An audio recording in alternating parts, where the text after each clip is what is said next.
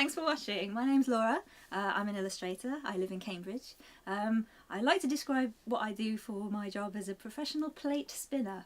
And that basically means I illustrate, I do comics, I run manga workshops, craft workshops, anything like that. When I was a kid, even before primary school, I always been into animation, cartoons.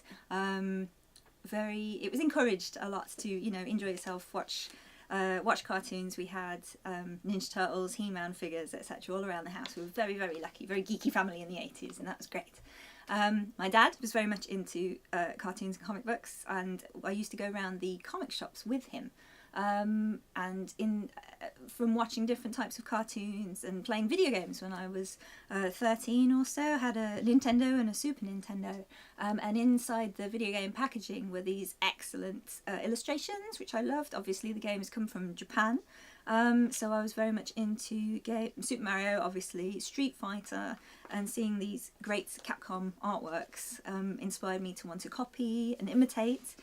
So I drew a lot of characters from video games. Going into the comic shops, a lot of translated Japanese comics had started coming out at that time as well. In the late 80s there was a bit of a backlog, so we used to go through the bins, and I used to pick up a lot of stuff by Rumiko Takahashi, and she did Lum, Urusei Yatsura, those obnoxious aliens, and Ranma. Some of the viewers may remember Inuyasha. That was a big popular one, but Lum and Ranma were pretty much my favourite types of stories. Very colourful, cartoony, stupid. You didn't really need to know much Japanese, even though they were translated. It was very visual slapstick sort of humour. So there seemed to be a lot of random alien princesses that were popular in manga, Japanese comics at the time. So there were a lot of alien princesses that were very strong female characters as well. And I thought that was very cool.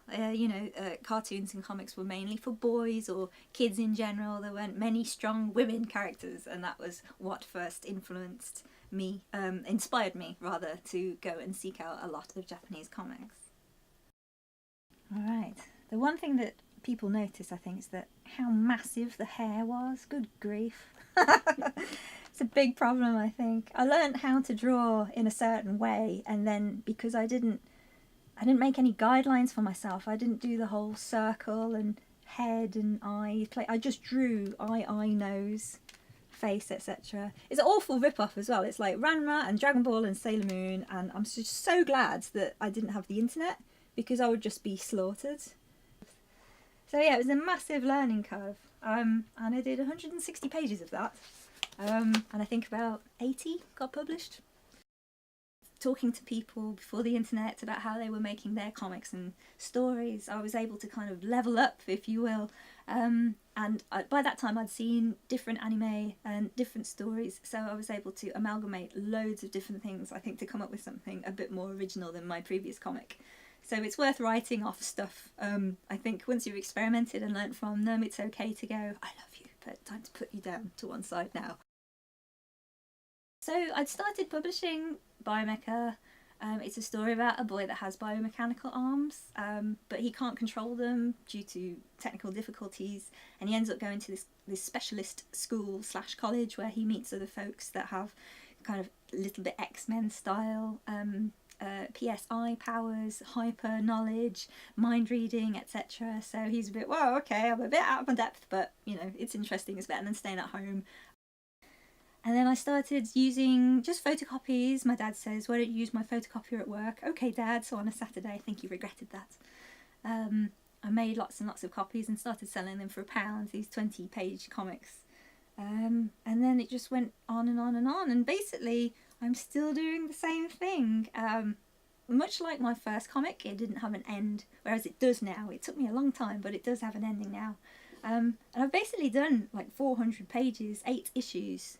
And instead of doing issues, I think I'm just going to do the last book and just do the 200 pages odd and just publish a book. So that's my goal now, to finish and maybe draw something better after I've finished.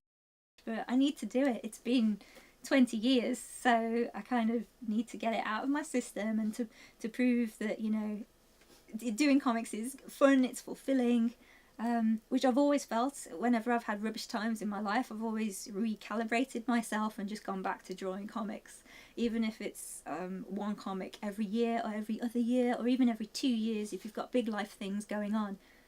It's really helped me just get my stuff together and just help me move on. So I guess that's why I do it, because I know that when I immerse myself in making a comic, I'm going to feel better and feel like I've achieved something and fulfilled after a while. It's going to take a while.